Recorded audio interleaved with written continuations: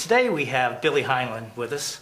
He is the president of FWH Professional Group, and Billy's involved in and an author, and he helps sellers in the selling of her home. Yes, we do. Thank you for being here. Thank you for having me. So today we're going to talk about negotiations. Big deal, big subject matter. I hear it's you call it a game. You know, it is a game. You know, it's a game of give and take. We'll call it cat and mouse. Most people hate it. Some people are better at it than others. You know, the bottom line is this is where your deal is made and lost. Don't take it personal. Everybody has their part in this game. So, you know, it's a part of the process. You got to do it. Yeah, it's yes, nobody likes it, but you got to do it. Yeah, the negotiations can, you know, there's all sorts of strategies, and so. And some people know these. You know, the average person doesn't negotiate every day. They may never negotiate in their day-to-day lives. Right. So you're coming up against people that do this for a living. You're at a disadvantage already. You need to know what you're doing or have somebody good on your side. Right. That's why I say use an attorney. So I've heard you say, just don't quit. Let me tell you something. I hear it all the time. People get a low-ball offer. They get their feelings hurt. They take it personal. Don't quit. You have to counter that offer. Let me tell you something. A buyer's job is to get your house for free. Your job is to get top dollar. Somewhere in the middle there is the deal. You know, but you got to play the game. So they're going to make an offer. You just got to come back and counter it. So many people just say, that's so low, I'm not even going to counter it. You just lost a possible good buyer. All this buyer is doing is testing the waters to find a starting point. Once you got a starting point, now we narrow it down to the deal that makes a transaction happen. When you talk about the term know your buyers, what do you mean by that? The more you know about your buyer, see, it's not always, just dropping the price isn't always the situation. Know more about the hot buttons for your buyers. What's the circumstance of your buyers? Let me give you a case in point. Let's say you're selling a property for $250,000. You know that the buyer on the other side of that table is a young couple, first-time buyer, struggling to get their down payment together. Money's an issue. Now, your house is actually really worth $250,000, and that's your asking price. This couple comes in and they offer you $220,000. Your bottom is $230,000. Right. They offer $220,000. You don't have to just go to $230,000 because it's your bottom. You know your buyers. You might counter with something like, we'll take $245,000. You lower the price a little bit, and we'll contribute $5,000 towards your closing cost. Right. The upfront money is their hot button. Right. That's better than dropping it 10 grand if they don't have their whole down payment. Yeah. So, and you know what? Here's the other thing. Even if they don't accept that, they come back at you again, you're probably going to end up higher than your $230,000. Yeah. And you know, there's a lot of things that go into it. Let's say they come back and say $230,000 and the $5,000. You can come back and say $235,000 and no, I'm not giving you $5,000. We're getting closer. We're getting closer. You know, and at that point, you're close enough to get a deal. Just hang in there. It's going to happen. Just don't quit. But it's not always just lowering the price is not always the answer. The more you know about the buyer, you know where their hot buttons are. Sometimes it is price. Not always the case. Right. Not always the case. Well, there's a number of elements to negotiation, obviously. Like repairs. Repairs are a big thing. Let me tell you about repairs. Just like negotiation in general. Whenever there's a repair on the property and your buyer's making an offer, they're going to greatly exaggerate the cost of that repair. The seller is always going to greatly reduce the amount of repair. Right. Somewhere in the middle is the real cost of the repair. Now, I always tell you this. If there's a couple small little things that's wrong with the property, sellers, fix it. Don't even play. If it's a bigger, more expensive situation, get a couple estimates, get real estimates. Decide which estimate you want to go with. You got two options here. Either agree to escrow the amount of that estimate at closing so the seller can make the repair, or lower the price by the amount of that repair. You, Mr. Seller, determine how much that is, not Mr. Buyer, because, okay? So you determine that price. Another thing, do not ever make a repair, specifically a cosmetic repair, to make a buyer happy before they close.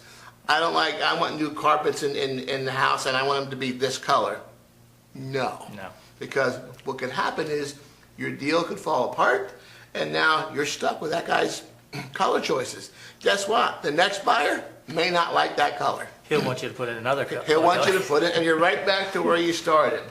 Another thing, never ever do.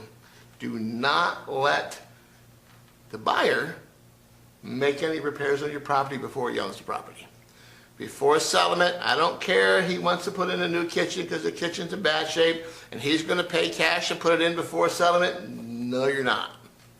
Again, the deal falls apart. Couple things happen here. You're either stuck with his choices. Right.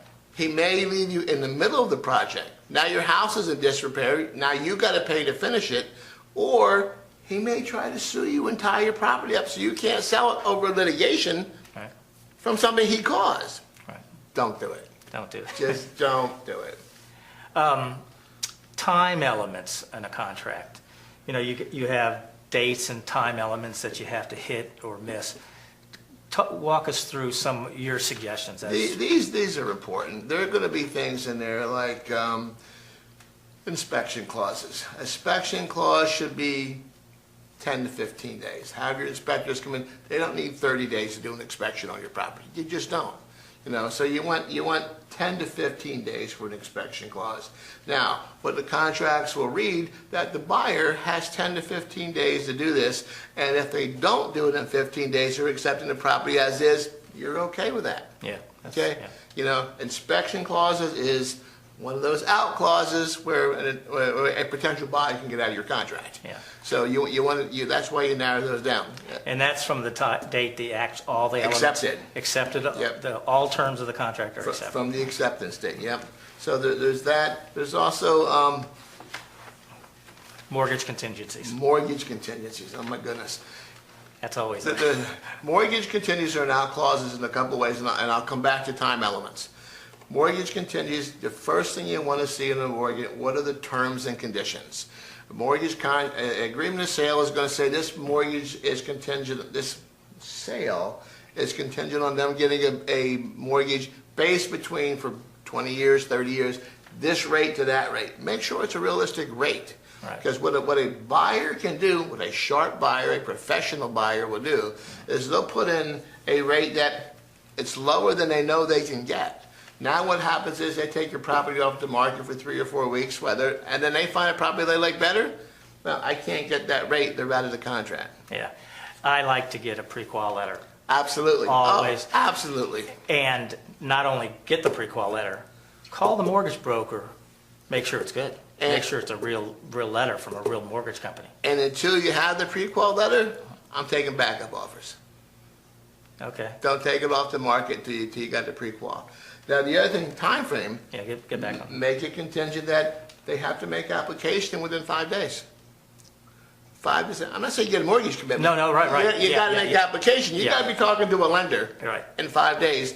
And it's the responsibility of the buyer's agent to get that in writing and produce it to your listing agent, so you know that that's being done. Keep on top of this stuff. Make sure your realtors are keeping on top of these times. Yeah. Time is of the essence. These dates are in the contract for a reason. Yeah. Don't let the guy take your property off the market and wait 3 weeks and he hasn't talked to a bank. Yeah. You know, that could be a problem. How about deposits? That's always First of all, Mr. Seller, this is your ace in the hole. This whole thing comes down about protecting the deposit. Get a real deposit. Don't take a $300,000 property off the market for $1,000. If their contract calls for they're going to put down, $50,000, put it in escrow. At least get half. You put $25,000 in escrow. That buyer is not walking away from that deal. If your realtor did a job and you used an attorney, they're going to have that deposit protected. So, Mr. Buyer, you can walk away off you want. The money stays with me. Yeah, especially So when you bring a you bona fide buyer. get a real deposit. If the deposit is too small, people will walk away from it. That was a problem. That was a big problem for, back in the late 80s. We had the crash. We recently had the crash. Part of it was lack of credit. They lowered the standards, but more importantly, no money down. The Right. buyer have no skin in the game. I don't want it. I'm leaving. I got nothing to lose. If you got $25,000 of their money, they ain't leaving. They're not leaving yet. They're not leaving. Okay. What about negotiations as far as what does the services that Okay. FWH provide? Let me tell you, if you're in the middle of a negotiation and you've got a question about how to handle something, by all means, give us a call. We'll be happy to give you an answer to that. Because sometimes what happens is a lot of real estate gets done on the weekends. You can't get your attorney till Monday, Right. and you're being pressured by the other side. And you also want a third party to look at this, because I always want you to use an attorney. But if it's over the weekend, you're getting pressured, first of all, don't let them pressure you. Right. Okay? A part of negotiation, this is big, I know it scares you. You gotta be willing to walk away from the table without the deal. Yeah. Yeah. If they're telling you it's Saturday, I need an answer by midnight tonight, you say, have a nice day. I'll be here on Monday. Yeah. If they want it, they're not going away. They're just trying to pressure you a little bit. Well, that's we'll some- always give you an answer. Well, that's some great advice. Why don't you take a minute to tell people how they can get in touch with you? By all means, go to our website, which is www.fwhprogroup.com, and I look forward to serving you and your families. Well, thanks, Billy. Thank you. Appreciate it once again. That wraps up our show today.